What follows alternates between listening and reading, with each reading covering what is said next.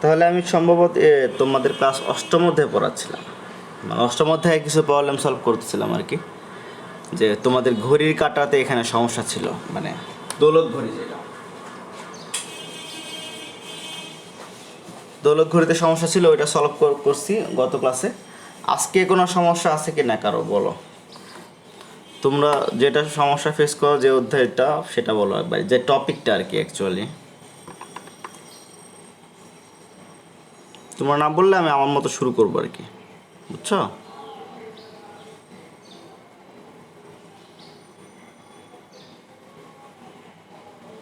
এই চ্যাট বক্সে অ্যাটেন্ডেন্স দিতে হবে না, ক্লাস করো আগে। এটা বলো, কারো কোনো সমস্যা নেই কোনো চ্যাপ্টারে, নাকি আমি আমার মতো শুরু করবো একটা?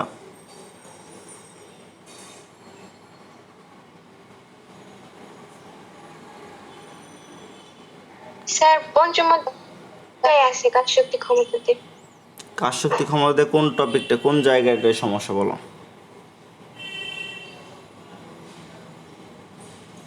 মানে আমার কথা বুঝছো, যে আমি অ্যাকচুয়ালি মানে অধ্যায় ওয়াইজ না, তোমাদের কোনো একটা চ্যাপ্টারে পার্টিকুলার কোনো সমস্যা থাকলে ওগুলো সলভ করতেছি।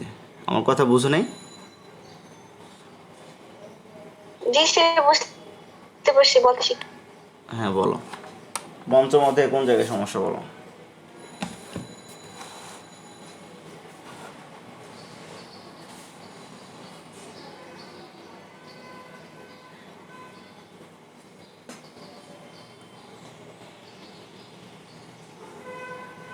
সরল দোলকের যান্ত্রিক শক্তি নিত্যতা, ওইটাতে একটু প্রবলেম হয়। এটা তো মনে হয় আমি কয়দিন আগেই করাইছিলাম, মানে আমি জানি না, তুমি মনে হয় ক্লাসে মানে মাঝখানে আসো নাই সম্ভবত আর কি, আমি এটাই করাচ্ছিলাম না। হ্যাঁ স্যার, আমি লাস্ট ক্লাসটা করতে পারিনি। লাস্ট ক্লাস না, লাস্ট ক্লাসে না, লাস্ট দুই ক্লাস না, তার আগের কয়েকটা ক্লাসে এটা করাইছিলাম মনে হয় আর কি, তাই না? স্যার আচ্ছা স্যার, আমি ওটা দেখা নেব। হ্যাঁ রূপা বলো, রূপা যেন কি বলতেছিল?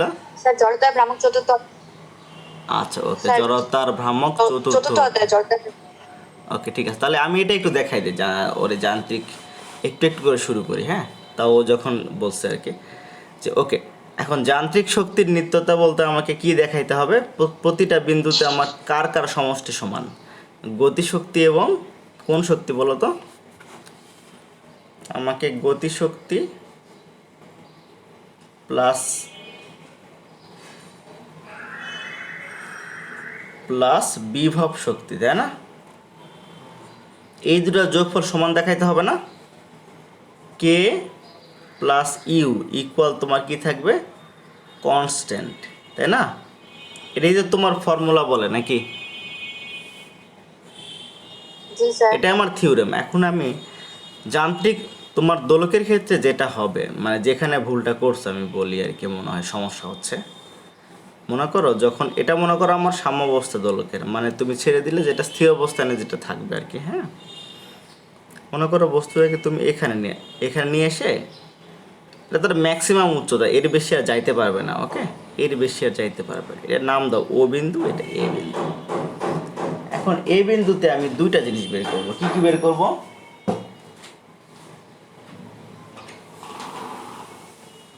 এ বিন্দুতে আমি গতিশক্তিও বের করব, আবার বিভব শক্তিও বের করব।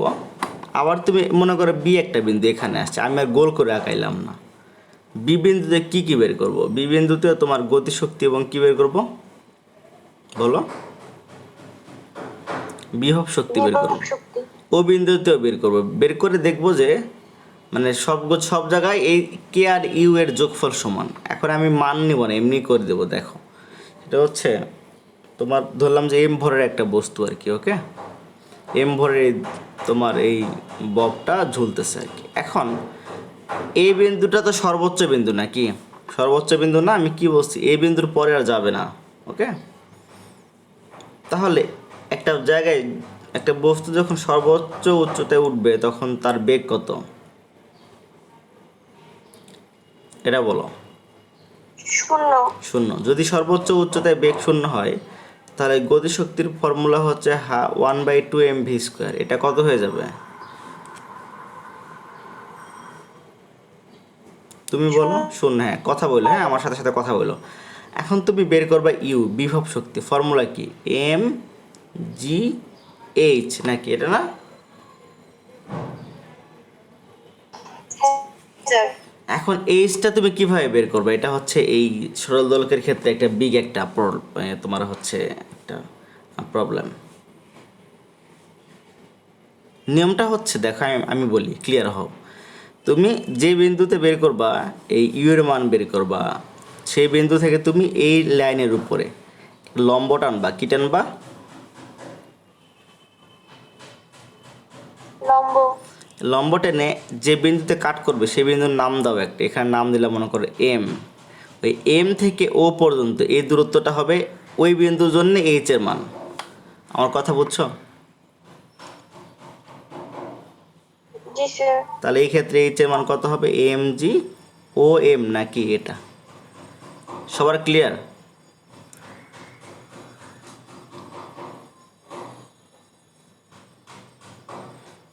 আচ্ছা, এখন আসো জি বি। স্যার। স্যার আমার যেখানে লম্ব বলো বলো। এটা এম হবে নাকি? লম্ব টানলাম ওইখান থেকে ধরবো, মানে এম ধরবো হ্যাঁ হ্যাঁ, ওইখান। নাকি ও এম ধরলাম? আচ্ছা, এম ও আর ও এম তো একই কথা, বুঝছো না? এই ওই এম ও লেখা যায় কথা, ও এম লেখা না, এটা না, এটা না, এই লম্ব বরাবর আর কি।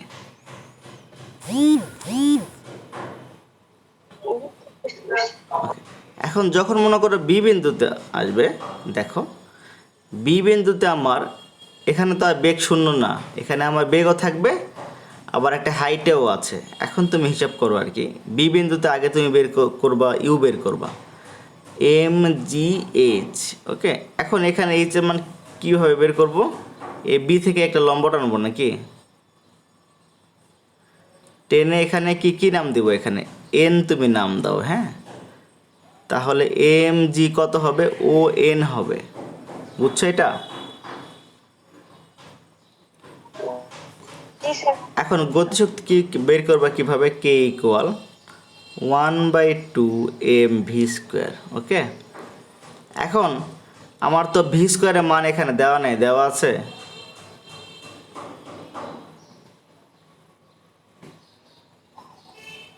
না নাই। স্যার দেওয়া নেই। তাহলে বের করব কিভাবে? আমরা কি জানি দেখো, আমরা জানি হচ্ছে V square equal U square plus 2gh নাকি, এটা না? জি স্যার।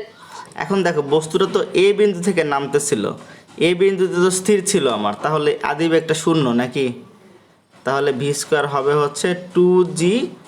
এখন এইচ এর মানটা কত হবে কেউ বলতে পারবা?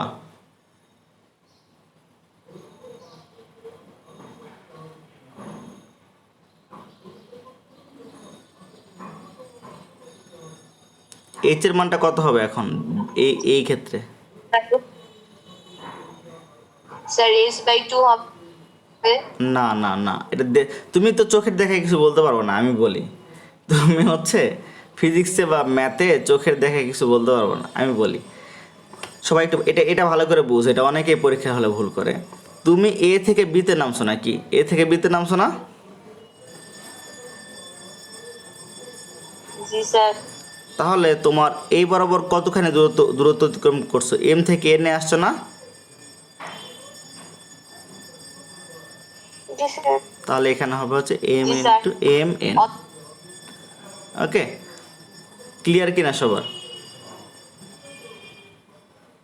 তাহলে কে এর হ্যাঁ, মানটা স্যার। হবে হচ্ছে 1/2 m। আমি কিন্তু ভি স্কোয়ারের মানই বের করছিলাম, কত হবে?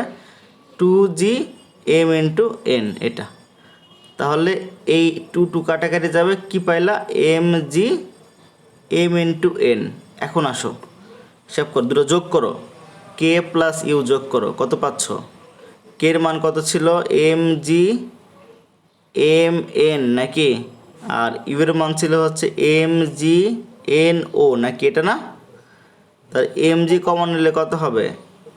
M N plus N O কত হবে বলো? এটা M N plus N O কত, এই চিত্র থেকে বলো। এম এন যোগ এন ও কত হবে এটা? এম ও হবে না? ও এম ও এম হ্যাঁ ও এম, তাহলে এম জি ও এম। তাহলে তুমি দেখো তো হ্যাঁ স্যার বি বিন্দুতে মোট শক্তি আর এ, আচ্ছা এইখানে মোট শক্তি বের করি, ই হচ্ছে কে প্লাস ইউ নাকি, তাহলে 0 + এম জি ও এম নাকি, মানে হচ্ছে এম জি ও এম।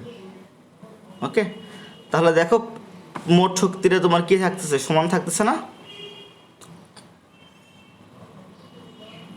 এই যে মোট হ্যাঁ শক্তি স্যার এটার ক্ষেত্রে এম জি ও এম, আর এখানেও এম জি, তো তোমার হচ্ছে ও এম। এখন আমাকে বলো যে যখন তুমি এই ও বিন্দুতে বের করবা, ও বিন্দুটা কি সাম্যাবস্থা না বস্তুর?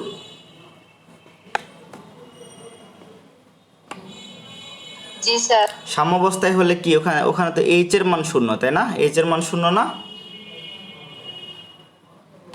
হ্যাঁ স্যার তাহলে আমার ইউ এর মান হচ্ছে 0 এখানে, এম জি এইচ এখানে 0। কে এর মানটা কত হবে? 1/2 এম ভি স্কোয়ার। হ্যাঁ, একটু ভালো করে খেয়াল করো, এখানে লিখি আর কি, এই পাশে লিখি তাহলে বুঝবা। কে এর মানটা ও বিন্দুতে কে এর মানটা হচ্ছে 1/2 এম ভি স্কোয়ার। এখন ভি স্কোয়ার তো আমরা জানি না, ভি স্কোয়ার মানে কত? U square plus 2gh। এখন ইউ এর মান তো শূন্য, কারণ এ থেকে নামছে বস্তুটা ওতে, এ বিন্দুতে বস্তুটা ছিল স্থির। ওকে, তাহলে হচ্ছে 2gh। ওকে, এখন এই ক্ষেত্রে এইচ এর মান কত কেউ বলতে পারবা? একটু আগে বলে দিছি কেমনে বের করবে এইচ এর মান।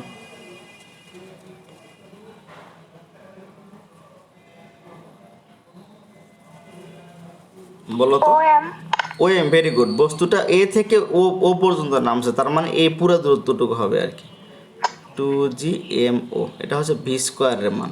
ওকে, বা ও এম আর কি। এখানে যদি ভি স্কোয়ারের মানটা বসাও কত পাবা? 1/2 এম 2g ও এম। হ্যাঁ, 2 কাটাকাটি যাবে, কত পাবা? এম জি ও এম নাকি, এটা। তাহলে এই বিন্দুতে মোট শক্তি কত বের, ও বিন্দুতে মোট শক্তি কীভাবে বের করবো? মোট শক্তি হচ্ছে ইউ প্লাস কে, ইউ হচ্ছে 0, কে এর মান এম জি ও এম। তুমি পাচ্ছ এম জি ও এম নাকি। তাহলে দেখো সব জায়গায় মোট শক্তি সমান নাকি। জি স্যার যেটা ফেস করবো তোমরা, এই যে এইচ এবং হচ্ছে এই ভি স্কোয়ারের সময় এইচ, এটা বের করার ক্ষেত্রে তোমরা ভুলভাল করছো আর কি, মানে স্টুডেন্ট এখানে ভুল টুল করে আর কি, বুঝছো কথা? হ্যাঁ স্যার এখন এখন এইচ এর মানটা এই বরাবর মেজার করতে হবে, এটা জি মাথায় স্যার রাখলে হবে। ক্লিয়ার তোমার? জি স্যার ক্লিয়ার ওকে, এখন রূপা কি বলতেছিল, কোন টপিকের সমস্যা? স্যার জড়তা ভ্রামক আচ্ছা, জাস্ট ওয়েট করো, জাস্ট একটা মিনিট।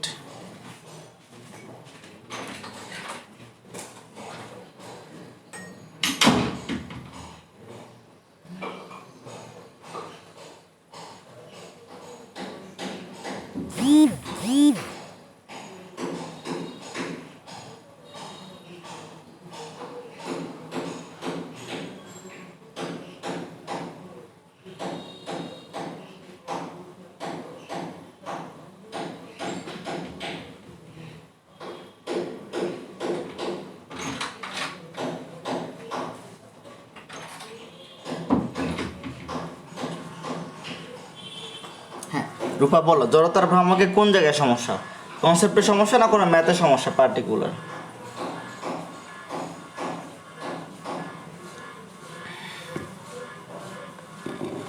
স্যার কনসেপ্টে প্রবলেম একটু বুঝিয়ে দেন, আর এগুলোর অনেকগুলো স্যার হচ্ছে কি সূত্র আছে, সূত্রগুলো একটু বুঝিয়ে দিবেন। সূত্র অনেকগুলো, হ্যাঁ, বিভিন্ন বস্তুর জন্য আলাদা আলাদা আলাদা আছে আর কি। এখন দেখি কতদূর কন্টিনিউ করতে পারি। ওকে, দেখি। জড়তার ভ্রামক, তাই না? এটা আমি একটু অন্যভাবে শুরু করি। হ্যাঁ, একটু ভালো করে বুঝো তোমরা একটু।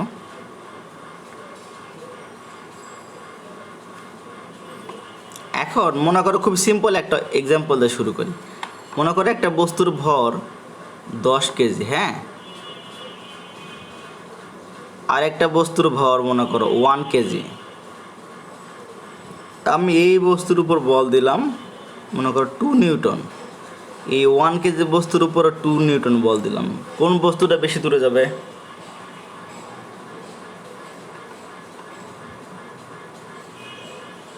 এক কেজি বেশি দূরে যাবে কোনটা, 10 কেজিটা?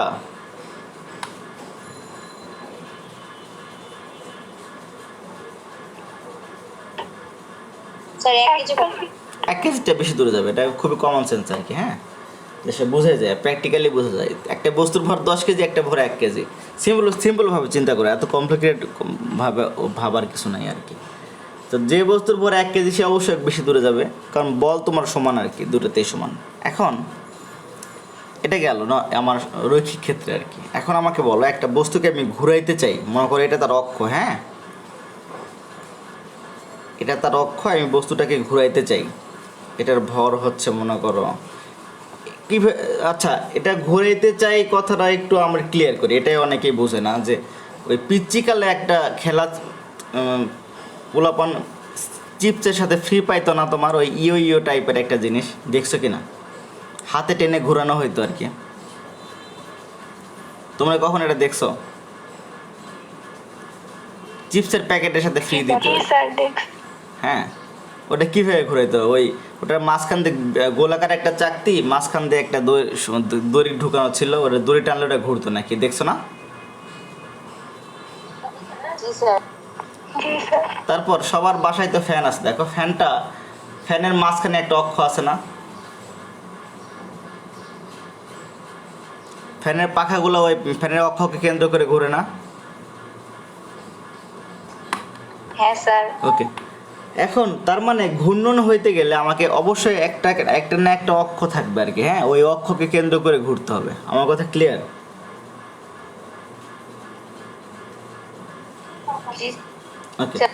তো এটা ক্লিয়ার হইলে এখন আসো, এখন মনে করো একটা অক্ষকে কেন্দ্র করে একটা বস্তু ঘুরবে আর কি। হ্যাঁ, দুটা বস্তু নিলাম, একটা বস্তুর ভর মনে করো সেমভাবে, একটা 10 কেজি নিলাম, আর একটা বস্তুর ভর নিলাম 1 কেজি। ওকে, আর একটা নিলাম হচ্ছে 1 কেজি। তাহলে তুমি যদি সেম পরিমাণ বল প্রয়োগ করো, হ্যাঁ, তাহলে কোন বস্তুটা বেশি ঘুরবে?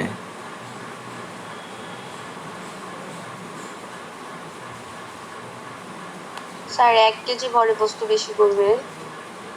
10 কেজি ভরের বস্তু কম ঘুরবে। কিন্তু এটা এটা হচ্ছে এখানে একটু সমস্যা আর কি। হ্যাঁ, সবাই একটু ভালো করে বুঝে, এটা হচ্ছে তোমার এই সরল রেখায় চলাচল করার মতন এই তোমার ঘূর্ণনের বিষয়টা একটু আলাদা আর কি। এখানে কোন বস্তু বেশি ঘুরবে, কোন বস্তু কম ঘুরবে, এটা কিন্তু শুধু ভরের উপর নির্ভর করে না। বুঝছো আমার কথা? বুঝছো কি না? আমি জাস্ট কনসেপ্ট দিচ্ছি আর কি। একটু আমি বললাম যে শুধু একটা বস্তু কম ঘুরবে না বেশি ঘুরবে, এটা হচ্ছে শুধু ভরের উপর নির্ভর করে না, আমি এটা বলতে চাইছি। ও আচ্ছা স্যার। শুধু ভরের উপর নির্ভর করে না, তাহলে কার কার উপর নির্ভর করে? অবশ্য আরেকটা জিনিস লাগবে, সেটা হচ্ছে বস্তুর ভর তো লাগবেই, ইনটু যে অক্ষকে কেন্দ্র করে ঘুরতেছে ওই অক্ষ থেকে ওই বস্তুর উপর লম্ব দূরত্বটা লাগবে। মনে করো এর দূরত্ব আর হইলে আর স্কোয়ার লাগবে আর কি। এই যে এই রাশিটার মান হচ্ছে জড়তার ভ্রামক, আই সমান সমান এম আর স্কোয়ার। হ্যাঁ, এই আয়ের উপর নির্ভর করে বোঝা যায়, একটা বস্তুর আয় দেখে বোঝা যায় ওই সেম বল প্রয়োগ করে তোমার হচ্ছে কোন মানে কোনটা বেশি ঘুরবে না কম ঘুরবে আর কি। এটা আমার কথা বুঝছো কি না? জি স্যার। যেমন সিম্পল বলি, কোন একটা বস্তুর আয় মনে করো, তোমার আয়ের একক কী হবে দেখো তো, কেজি মিটার স্কোয়ার হবে না এককটা? জি স্যার। মনে করো একটা বস্তুর আয় তোমার পাইছো, তোমার দিলাম হচ্ছে 2 কেজি মিটার স্কোয়ার, আরেকটা বস্তুর আয় দিলাম হচ্ছে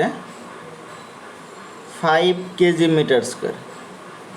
এখন বলো কোনটা মানে অক্ষ যদি সেম থাকে আর কি, আবার এটা কিন্তু অক্ষের উপর নির্ভর করে ঘূর্ণনটা। হ্যাঁ, আচ্ছা দূরেই সেম অক্ষকে কেন্দ্র করে ঘুরতেছে, তাহলে কোনটাকে ঘোরানো সহজ আর কি?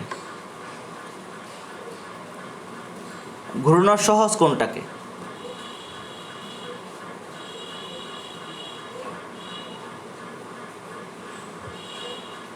আমি বলি সেটা হচ্ছে যার জড়তার ভ্রামকটা তোমার কম তাকে তোমার হচ্ছে ঘোরানো সহজ, এটা ভরের মতো কাজ করবে আর কি। আমার কথা এখন বুঝছো?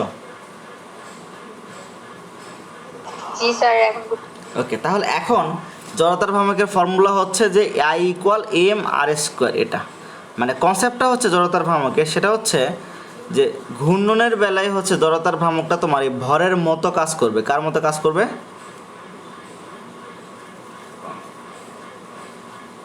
ভরের মতো কাজ।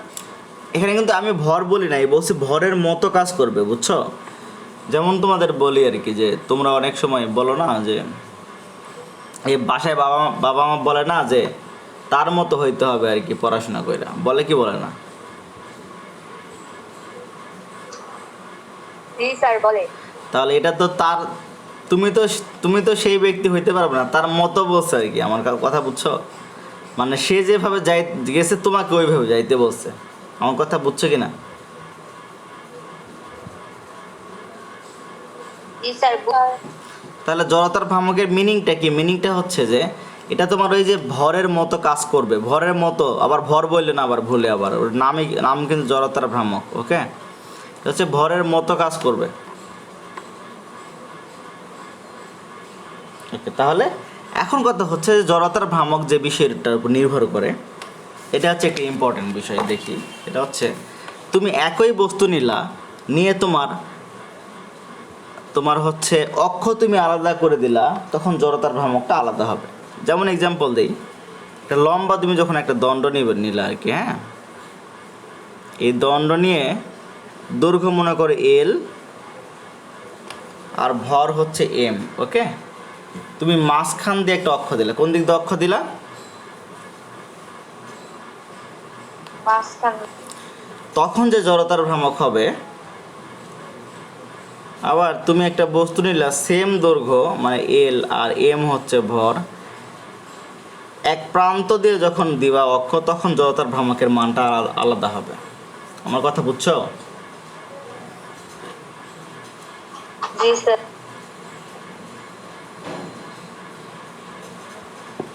তাহলে আমার জড়তার ভ্রামকটা শুধু মানে কোথায় অক্ষ দিবা তার উপর নির্ভর করবে। এখন অনেকগুলো জড়তার ভ্রামকের লিস্ট আছে আর কি, মানে বিভিন্ন বস্তুর জন্য আর কি। ওকে, এটা তোমার মনে রাখতে হবে, এখানে কিছু মানে তোমার কিছু করার নাই এখানে, আমার কথা বুঝছো? যেমন এই ক্ষেত্রে ফর্মুলা ছিল হচ্ছে মোস্ট প্রবাবলি হচ্ছে 1/12 ml² I ইকুয়াল মাঝখান দিয়ে যখন অক্ষ যাবে, প্রান্ত দিয়ে অক্ষ গেলে হবে হচ্ছে 1/3 ml², তাই না? এটা ছিল নাকি উল্টা ছিল, কোনটা? স্যার বলো বলো। স্যার বলতেছি এগুলো কি প্রমাণ আছে, প্রমাণ করতে হবে? হ্যাঁ, প্রমাণ আছে, প্রমাণ করলে ভালো হয়। কেন বলি, মানে মাঝখানে দু একটা বোর্ডে তোমার এই প্রমাণের ভেতর থেকে কোশ্চিন আসছে আর কি। হ্যাঁ, কীভাবে কোশ্চিন আসছে বলি। আচ্ছা আমাকে বলো, এই ফর্মুলা দুটো কি মানে আমি কারেক্টলি লিখছি কি না? মানে মাঝখান দিয়ে গেলে 1/12 না এক প্রান্ত দিয়ে গেলে 1/12, কোনটা? স্যার আপাতত এখন মনে নাই। আচ্ছা ঠিক আছে, আপাতত কি মানে এই দুটাই হবে, কিন্তু কোনটা কার জন্য এটা একটু বই থেকে চেক করে নিও। ওকে, তো এটা ফ্যাক্টরগুলো সবসময় হচ্ছে ওই মাথায় থাকে না আর কি। ওকে, এখন কথা হচ্ছে এটাতে গেল ঠিক মাঝখানে আর ঠিক এক প্রান্ত দিয়ে। এখন মনে করে এমন হইলো এই তোমার এলের মানটা তোমার গেছে হচ্ছে এল, এটা হ্যাঁ গেছে হচ্ছে এটা মনে করো কয় 3/1 মানে L/3 দূরত্ব দিয়ে গেছে আর কি অক্ষটা, বুঝছো? আমার এই দিক থেকে L/3, ক্লিয়ার আমার কথা? জি স্যার। তখন তো তুমি এই দুটো ফর্মুলার কোনোটা ইউজ করতে পারবে না, আমার কথা বুঝছো? আমি কি বলতে চাইছি বুঝছো? জি স্যার, এটা অন্য ফর্মুলা। অন্য ফর্মুলা না, এটা ফর্মুলা তুমি তো এরকম এরকম তো হাজার হাজার জায়গা আছে এখানে, তুমি কতগুলো ফর্মুলা মনে রাখবা?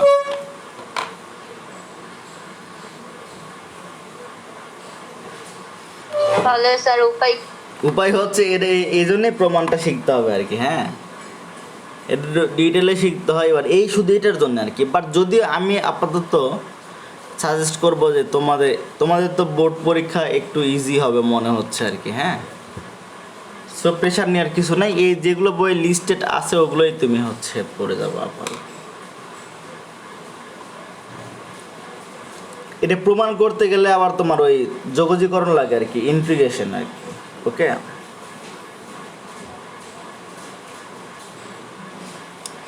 ওকে, জড়তার ভ্রামকের কনসেপ্ট আমাদের ক্লিয়ার হইলো। এরপরে কার সমস্যা আছে?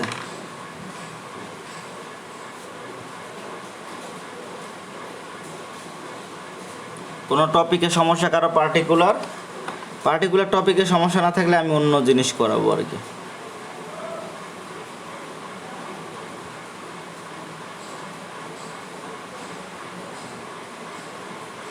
কি কারো সমস্যা নাই? এই রোল টোল দিতে হবে না তোমাদের, কি বলে চ্যাট বক্সে ক্লাস করো। বলো কে জিজ্ঞেস করছিল, বলো।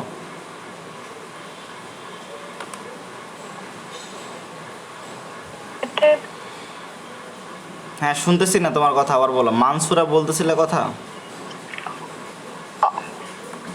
জি স্যার। বলো। অষ্টম অধ্যায়ে একটা ম্যাথ প্রবলেম ছিল। হ্যাঁ অষ্টম অধ্যায়ে, আচ্ছা বলো কোন অষ্টম অধ্যায়ে? আমি অষ্টম অধ্যায়ের প্রবলেম সলভ করাচ্ছিলাম আর কি মেনলি। বলো কোন টপিকে? একটা ম্যাথে প্রবলেম ছিল স্যার। কত সালের ম্যাথ বলো?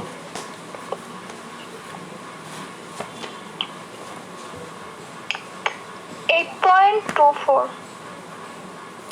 Point two four. দ্বারা আমি বের করি। উদাহরণ 8.24 নাকি অনুশীলনী 8.24? জি স্যার। 8.24 আমি করাইছি, তুমি ক্লাসে গত ক্লাসে করাইছি, তুমি ক্লাসে ছিলে না। 8.24 করেছি, বুয়েট 17-18 না?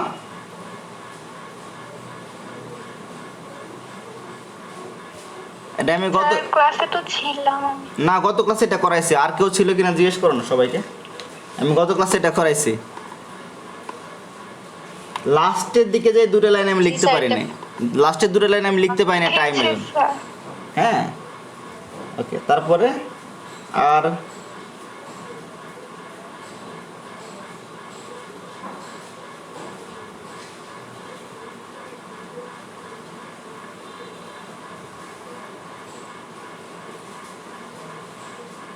স্যার বলো।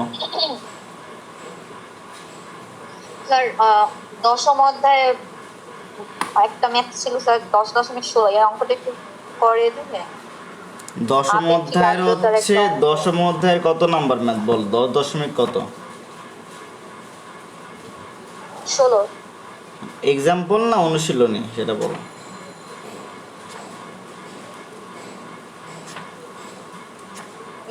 স্যার বইয়ের উদাহরণ। ওকে, গাণিতিক উদাহরণ 16।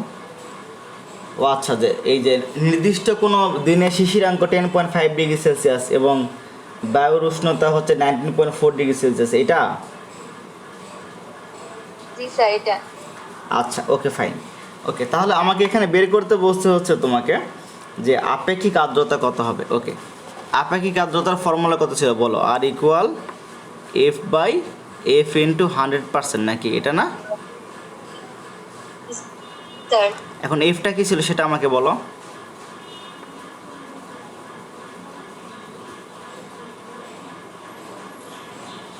স্যার হচ্ছে বায়ুর চাপ, সর্বাধিক বায়ুর চাপ। না, এটার বুঝো, এটা আমি বলি। সর্বাধিক বায়ুর চাপ না, এই দুটা কনসেপ্টটা ক্লিয়ার হতে হবে। সেটা হচ্ছে এফটা হচ্ছে ছিল শিশিরাঙ্কে তোমার বাতাসের চাপ, শিশিরাঙ্কে জলীয় বাষ্পের চাপ।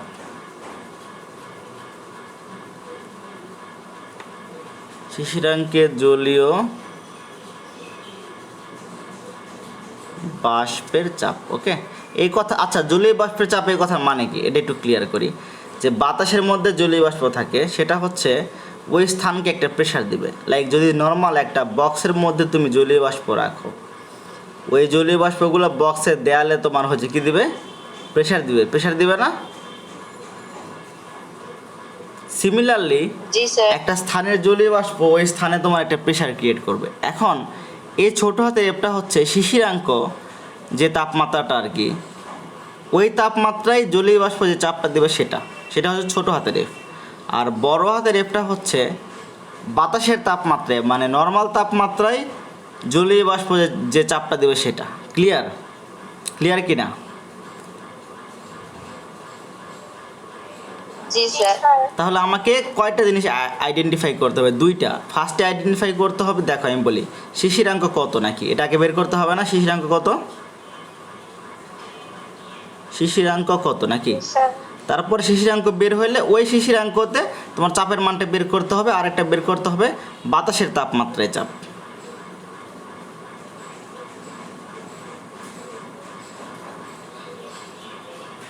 ওকে, এখন আসো তাহলে এই ম্যাটটা দেখি, এখানে কি বলছে দেখো।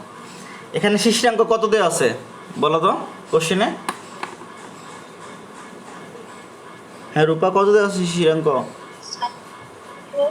Sir 10.5 degree. হ্যাঁ 10.5 সেলসিয়াস। ডিগ্রি সেলসিয়াস এটা দেওয়া আছে, শিশিরাঙ্ক দেওয়া আছে, চাপের মান কিন্তু না। কারণ কার মান দেওয়া আছে? শিশিরাঙ্ক দেওয়া আছে। এবং বাতাসের, শিশিরাঙ্ক। হ্যাঁ বাতাসের তাপমাত্রা কত দেওয়া আছে বলো? 19.4 ডিগ্রি সেলসিয়াস নাকি? তাহলে আমার টার্গেট কি? আমার টার্গেট হচ্ছে 10.5 ডিগ্রি সেলসিয়াস তাপমাত্রায় চাপের মান কত সেটা বের করব। এটা হবে ছোট হাতের এফ নাকি? আবার 19.4 জি, ডিগ্রি স্যার। সেলসিয়াসের চাপের মান বের করবো, সেটা হবে বড় হাতের এফ। ক্লিয়ার? এখন দেখো কিন্তু তোমাকে কিন্তু সরাসরি কিন্তু আমি বলি, যায় আমাকে শেষ করতে দাও আগে। সেটা সেটা হচ্ছে সরাসরি তোমার, বলো তুমি বলো আগে, বলো কি কোশ্চেন বলছো? স্যার বড় হাতের এফ এর মানটা কি জানেন, মানে মানে কি বোঝায় বললে? বড় হাতের মানে ওই যে বাতাসের তাপমাত্রা, যে বায়ুর উষ্ণতায় তোমার চাপের মান, বায়ুর উষ্ণতায় চাপের মান। আচ্ছা লিখি তাহলে,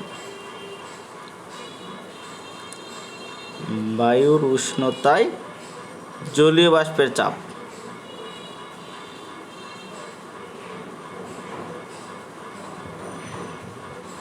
ওকে, তাহলে এখন আমাকে দেখো আমার শিশিরাঙ্ক 10.5। আচ্ছা এটা টাইম মনে শেষ হয়ে যাবে কি না? আচ্ছা ওকে ফাইন, কুইকলি শেষ করি। দেখো 10.5 ডিগ্রিতে তোমার চাপের মান বের করতে হবে, আর 19.4 ডিগ্রিতে চাপের মান বের করতে হবে নাকি?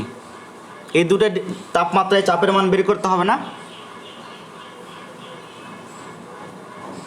জি স্যার। তাহলে তোমাকে কিন্তু 10.5 কিন্তু দেওয়া নাই, তোমাকে দেওয়া আছে চাপের মান কততে? 10 ডিগ্রিতে চাপের মান দেওয়া আছে কত? 9.2 নাকি? 11 ডিগ্রিতে কত দেওয়া আছে? 11। তারপর 19 ডিগ্রিতে কত দেওয়া আছে? তোমার হচ্ছে 16.5। আর হচ্ছে 20 ডিগ্রিতে কত দেওয়া আছে?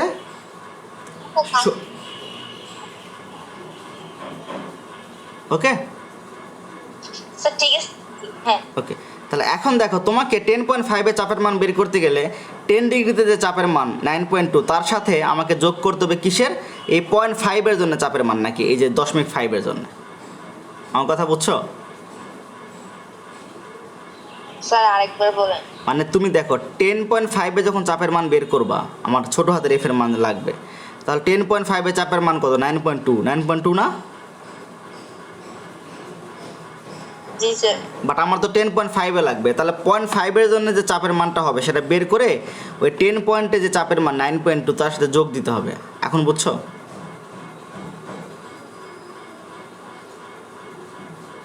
জি স্যার।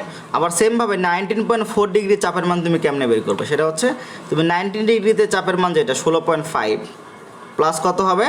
ওই 0.4 এর জন্য চাপের মান বের করতে হবে তোমাকে। ওটাই তোমাকে করা আছে। এখন বুঝছো কনসেপ্ট? বুঝছো এখন? এটা বড় হাতের এফ। জি স্যার বুঝছি।